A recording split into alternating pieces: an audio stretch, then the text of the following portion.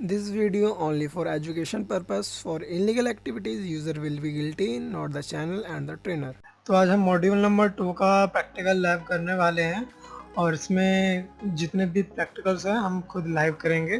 तो जो lab number 1 है उसमें हम क्या करेंगे, जितनी भी इंफॉर्मेशन हम गैदर कर सकते हैं किसी भी वेबसाइट या किसी भी टारगेट के लिए, तो वही हम यूज़ करेंगे यहाँ पे कमांड लाइन का यूज़ करते हुए। तो चलिए गाइस शुरू करते हैं।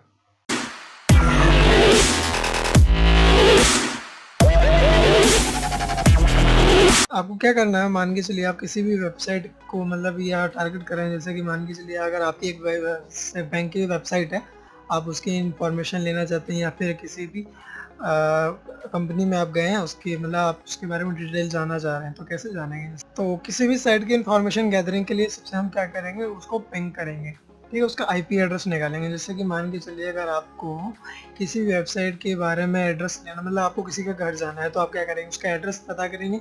तो वैसे ही अगर हमें किसी वेबसाइट को टारगेट करना है तो हम सबसे पहले हमें उसका एड्रेस चाहिए होता है। तो डिजिटली अगर हम उसका एड्रेस चाह रहे हैं किसी वेबसाइट का, तो हम टेक्निकली कह रहे हैं कि हमें एक आईपी एड्रेस चाहिए। तो आईपी एड्रेस कैसे फाइंड करेंगे किसी भी वेबसाइट का, वो मैं आपको बताता हूँ।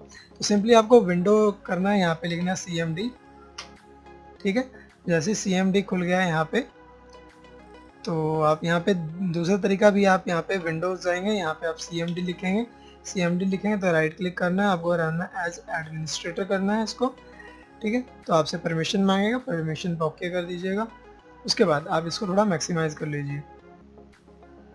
अब देखिए, किसी भी वेबसाइट के बारे में अगर आप उसका एड्रेस जानना चाह रहे हैं तो क्या करना है, सबसे पहले पिंग करना है आपको। First of all ping. तो जैसे कि मैं यहाँ पे पिंग करने जा रहा हूँ, तो आपको सबसे पहले पे कहना है पिंग www, मतलब आपको क्या करना है, PING ping space www.certified hackers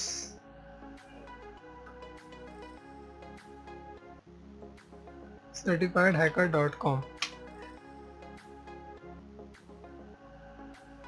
certified की स्पेलिंग गलत है यहाँ पे। तो देखिए, आपने यहाँ पे certifiedhacker.com को पिंग किया तो आपको वहाँ का एड्रेस मिलेगा। तो जैसे कि अगर आप किसी फ्रेंड के घर जाना चाह रहे हैं तो आप उसको कॉल करेंगे, उसको पता करेंगे कि भाई आपका एड्रेस क्या है। तो हमने यहाँ पे उसको पिंग किया और उसका हमने यहाँ पे एड्रेस निकाल दिया। जैसे कि मैंने यहाँ पे पिंग किया तो मुझे यहाँ पे इसका एड्रेस देखने को मिल गया है। तो ये मैं आपको जूम करके दिखाता हूँ। तो यहाँ पे जो IP है वो किसका है, certifiedhacker.com का। तो इस तरीके से आपको उसका IP मिल गया है। तो ये था पहला स्टेप।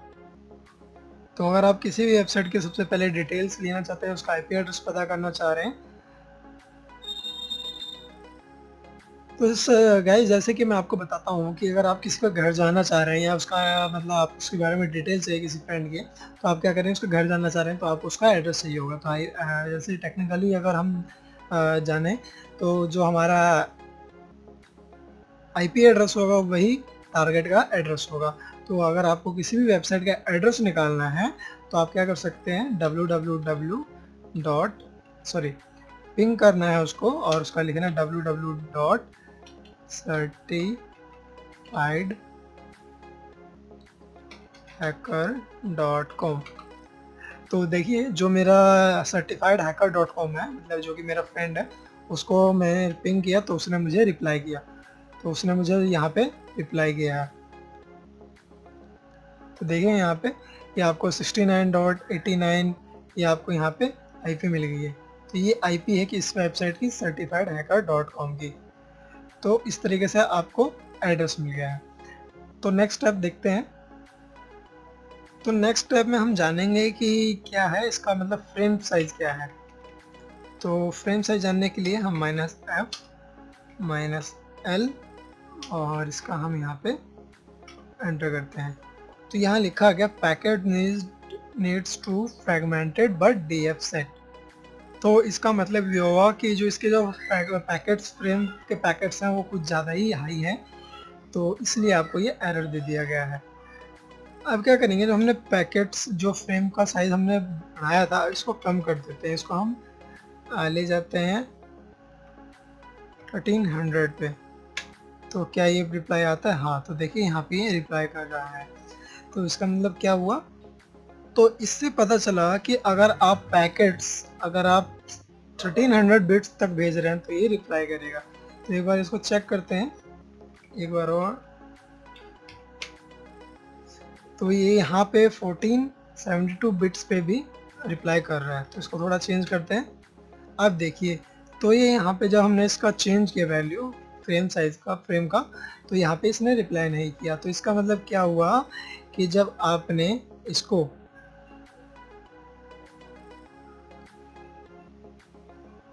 1472 के पास रिप्लाई किया, मतलब इससे ज़्यादा, मतलब इससे आपने 1473 बाइट से कम पैकेट्स भेजे हैं, फ्रेम के पैकेट्स भेजे हैं, तो इसने रिप्लाई किया है। और इसमें जब 1300 के भी भेजे हैं तभी ये रिप्लाई कर रहा है। और जब हमने 1473 के ऊपर भेजा तो इसने रिप्लाई करना बंद कर दिया है। एक ट्राई और करते हैं, इसका फ्रेम साइज और कम करते हैं। तो देखिए ये मतलब नीचे की फ्रेम साइज पे रिप्लाई कर रहा है। अब इसकी फ्रेम साइज और कम कर देते हैं। तो इससे क्या क्लियर हुआ कि मतलब जो इस साइट का जो फ्रेम साइज है, जो मैक्सिमम फ्रेम, जो इसका मैक्सिमम फ्रेम साइज है वो है 1470। देखिए तो इसका जो मैक्सिमम वो है वो 1472 पे ये रिप्लाई करेगा। इससे ज़्यादा अगर फ्रेम साइज आता है तो इस पर ये रिप्लाई नहीं करेगा। ठीक है, ये देखिए इस पे 14 पे भी रिप्लाई करेगा। अगर इसको आप बढ़ा के 1500 से ऊपर ले जाते हैं, मतलब 1472 से ऊपर ले जाएंगे तो ये रिप्लाई नहीं देगा। तो इससे आपको क्या दूसरी इन्फॉर्मेशन क्या मिलगी कि जो इसका फ्रेम साइज है इस वेबसाइट का वो क्या है, 1472 से नीचे है और 1472 है। तो अगले स्टेप देखते हैं। इससे आपको ये पता चला, मतलब जो आपने पैकेट्स भेजे से आपको पता चला है कि जो फ्रेम का जो नेटवर्क है उसका फ्रेम कितना है। तो उससे आपको ये फायदा हुआ। अब इस टैब में हम जानने वाले हैं कि अब जो आपका certifiedhacker.com वेबसाइट है उसको जानने के लिए मतलब आपको कौन कौन से नेटवर्क क्रॉस करने पड़ते हैं। तो उसको जानने के लिए कमांड है ट्रेसर्ट www.certifiedhacker.com।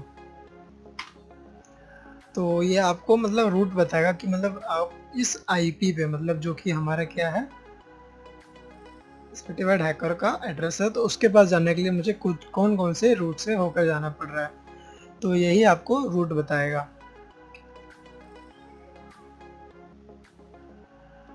ये थोड़ा टाइम लेगा। और अगर आप इसको, इस कमांड को अगर आप काली या लाइनक्स में चला रहे हैं तो इसकी कमांड होती है ट्रेस रूट हो जाता है। जैसे कि लाइनक्स में ट्रेस रूट है और विंडोज़ में ट्रेसर्ट नाम की कमांड है।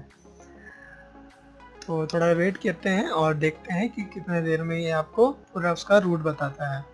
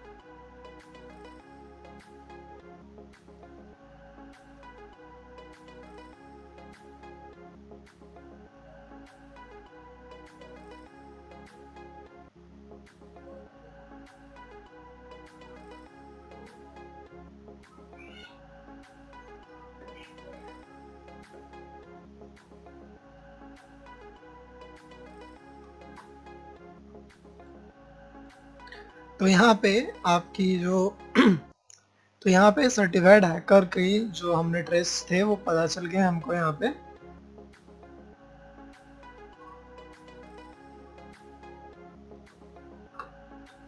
तो आप यहाँ पे देख सकते हैं, इतने में आपको पूरा ट्रेस रूट का पूरा डिटेल मिल जाएगा। मतलब इस सर्वर पे जाने के लिए, इस आईपी पे जाने के लिए आपको इन रास्तों से होकर जाना पड़ेगा। तो ये भी आपको दूसरी इंफॉर्मेशन यहाँ से मिल गई है। अगर हम NS लुकअप करेंगे तो आप हमको उसके DNS के सर्वर का एड्रेस मिल जाता है। तो जैसे कि मैं आपको दिखाता हूँ एक बार दोबारा करके, NS लुकअप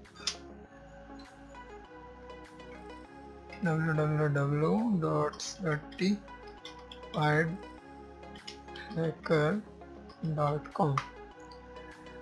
तो हमें यहाँ पे उसके जो मतलब एक तो हमें उसका DNS का मतलब certifiedhacker.com का नाम मिल गया, जो कि उसका डोमेन है, और उसका एड्रेस क्या है, और ये इसका पूरी वेबसाइट का नाम पूरा हमें यहाँ से पूरा मिल गया आपको। तो ये इस तरीके से हमने यहाँ पे इसकी वेबसाइट्स की डिटेल ली है। अब थोड़ा सा और इसके बारे में डिटेल्स में देखते हैं। अब यहाँ क्या करते हैं, सेट टाइप्स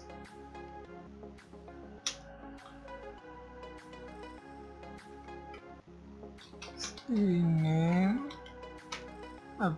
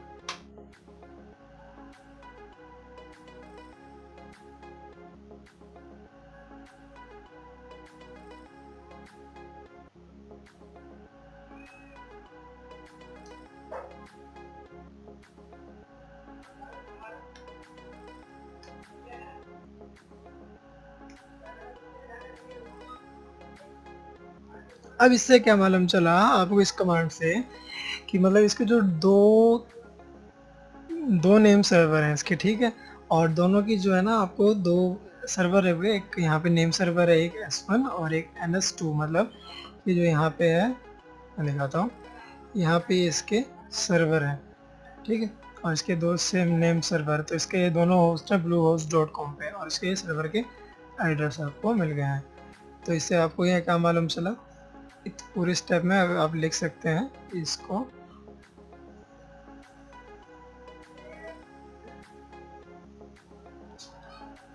उसके बाद आप इसमें क्या कर सकते हैं, set type is equal to A, ठीक है।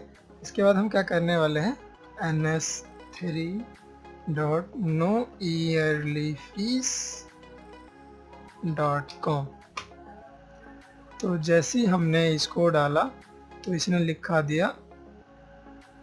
तो जैसे ही हमने इसके आगे की फीस देखने मतलब इसकी जो डिटेल चेक करी, उसमें आपको मिल गया कि ये कोई डोमेन इसका एग्जिस्ट ही नहीं करता है।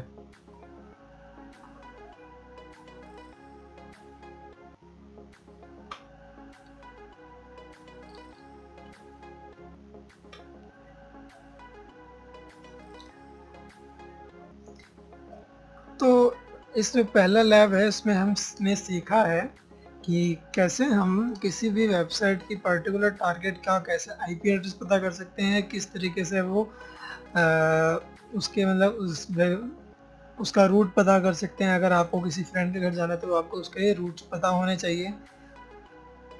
तो अगर आप किसी टारगेट वेबसाइट पे जाना चाह रहे हैं तो उसके आपको रूट्स पता होने चाहिए, कैसे कैसे आपको कौन कौन से सर्वर को या कौन कौन से नेटवर्क को क्रॉस करके जाना है। उसके बाद आपको उसके डोमेन सर्वर्स पता होने चाहिए, कितने उसके सर्वर हैं, नेम सर्वर है और उनकी आईपीज क्या है। तो पहले वीडियो में इतना ही। अगले लैब में हम देखते हैं लैब नंबर 2 में क्या है स्पेशल।